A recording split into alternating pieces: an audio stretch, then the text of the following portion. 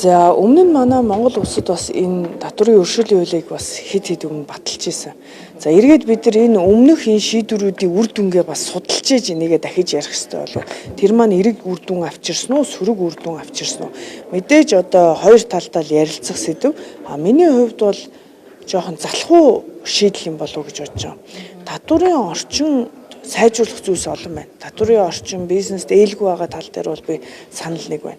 Харин үүнийг сайжруулахын тулд ингээд татварын өрийг ингээд шууд өршөөнө гэдэг бол өөрөө тийм зөв зохистой зүйл гэж харахгүй. Яг л нөө яг татвараа төлж байгаа хүмүүс энэ маань сөрөг өршөөл үзүүлж ийнэ гэдэг чинь тэгвэл бодлого шийдвэрт нь буруу юм байгаа мó. Яагаад өршөөл үзүүлэх энэ одоо нөө үзэл баримтлал, суурь шаардлага, практик шаардлага үүссэн юм бэ? Тэр нөгөө үндсэн асуудлуудаа бүгдөө шийдэх дээр анхаарыг.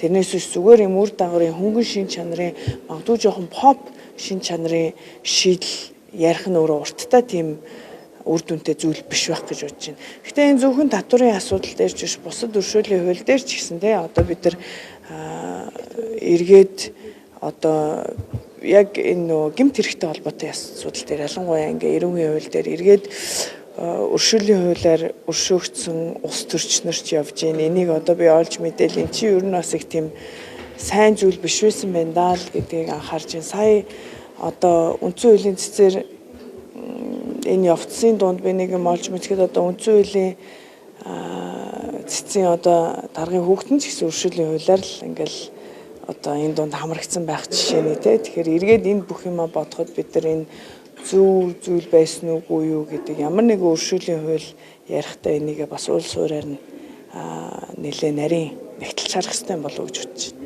Өршөөл үзүүлждэг юм чинь чөлөөлждэг юм чинь гэдэг татварын орлого бас буурах эрсдэлтэй болж байна. Тийм шүү дээ. Одоо жишээлбэл та ч гэсэн ингээл татвар төлөгч ингээл өршөөчих юм бол татвараа төлөх ямар ч одоо сонирхол байхгүй болно шүү дээ. За ингээд айгүй энгийнээр бодоход нөгөө нэг зөв явсан хүнд ямар ч дэмжлэг эрэг тал байдгүй, буруу явсан нь ингээд дэмжигдээд идэг гэдэг ийм нийгмийн суурьчиг хандлага руу явуулчихна гэдэг чинь зөвхөн энэ аж ахуй нэгжүүс бусад бүх юм руу л ч гэсэн ингээд хайлах одоо магадaltaй шүү дээ. Бид нар нийгэмд ямар стандарт тогтоож байна, ямар үнд зүйл тогтоож байна, зөв гэдгийг юугаар тодорхойлж байгаа, буруу гэдгийг юугаар тодорхойлж байгаа. Энэ бүхний ялгаа заагүйгүй болж эхэлж байна. Гэхдээ тэр нь би одоо манай татварын систем өнөөдөр төгс одоо биш гэдгийг бол хүлээн зөвшөөрч байна. Энийг сайжруулах ёстой. Тэгээ үнэхээр ийм одоо доголдсон байгаа учраас энэ асуудал яригдж байгааг ч ойлгож байна. Гэхдээ шийдэл нь ийм одоо залхуу биш илүү ажил хэрэгч уул үндэс рүү н орсон байгаасаа гэж бодож байна. Гэхдээ энэ татварын бодлого систем өөрөө ингээд стартап ингээд аж ахуй нэгжүүдэд дэгээд унгараад байна шүү дээ. Босож ирээл шууд татварын өрөөнд дарамтанд ороод ийн гэдэг нь аж ахуй нэгжүүдийн өөрсдөө асуудал гэхээс илүүтэйгээр манай бодлогот асуудал байгаа дээ. Энийгээ бүгдээрээ шийдээд цэгцлэе.